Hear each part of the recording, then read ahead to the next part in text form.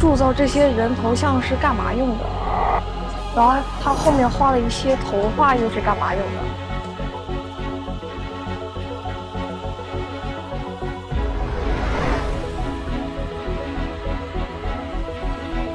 震撼，感慨我们在几千年前我们中华文明的博大精深。世界各地的人都能够了解中国的这个古蜀文化吧，当然是一个更好的一件事情。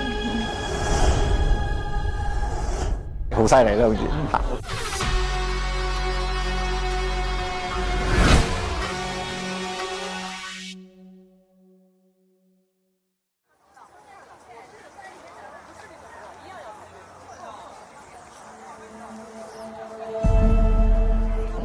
On June 13th, China's Cultural and Natural Heritage Day, National Museum of China, a national treasure carrying the legacy of the ancient Shu civilization, the golden sunbird, officially went on display at the exhibition Twin Stars Illuminating the World, the ancient Shu civilization of the Sanxingdui and Jinsha sites. This marks its return to the capital of China after 18 years.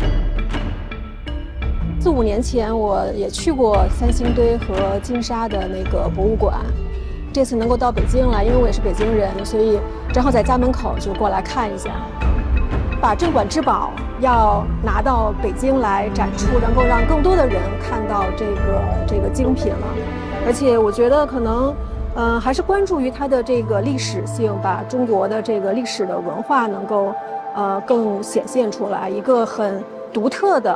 非常有意思的这样的一个文化。The golden sunbird was unearthed in 2001 at the Jinsha site in Chengdu. Measuring 12.53 centimeters in diameter and only 0.02 centimeters at its thinnest point, it features 12 rays of light at its center and 4 sacred birds circling around them. Owing to its exceptional artistic value and profound cultural significance, the golden sunbird was selected from more than 1,600 candidate artifacts in 2005 to become the official emblem of China's cultural heritage. 看到鸟的这个天空当中的飞翔，不同的形状、不同的颜色，所以说来崇拜鸟。那么自然而然，在我们的文化当中就有大量的一种体现。太阳神鸟就是古人为我们今天文化遗产保护设计的一个标志。Each newly discovered artifact offers a new window into the ancient Shu civilization. As archaeological excavations continue to advance, the ancient Shu kingdom, once known mainly through historical records, is coming into ever sharper focus.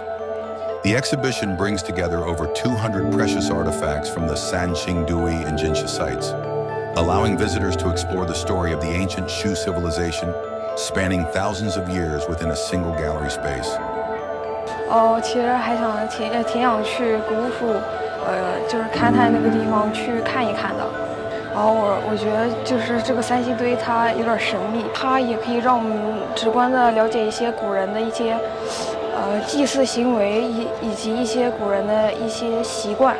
我覺得以幾千年嘅文化去做到呢樣嘢，我覺得係好犀利咯。佢呢個係講緊係幾千年前嘅出土文物。咁如果對於外國人嚟講咧，我覺得佢係應該，因為佢哋嗰個歷史冇我哋中國咁長遠，咁佢哋應該更加有興趣去了解我哋中國嗰個文化或者之前嘅歷史咯。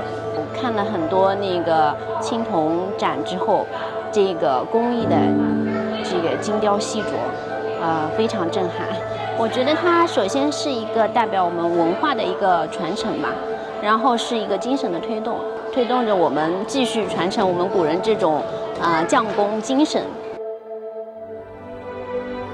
From an archaeological discovery to a nationally recognized cultural symbol, from the Jinsha site to the National Museum of China, it has been 25 years. The golden sunbird reflects the ancient Shu people's understanding of nature and life, while also bearing witness to the continuity and development of Chinese civilization. More than 3,000 years after its creation, it continues to draw people closer to history and inspire a deeper understanding of the past.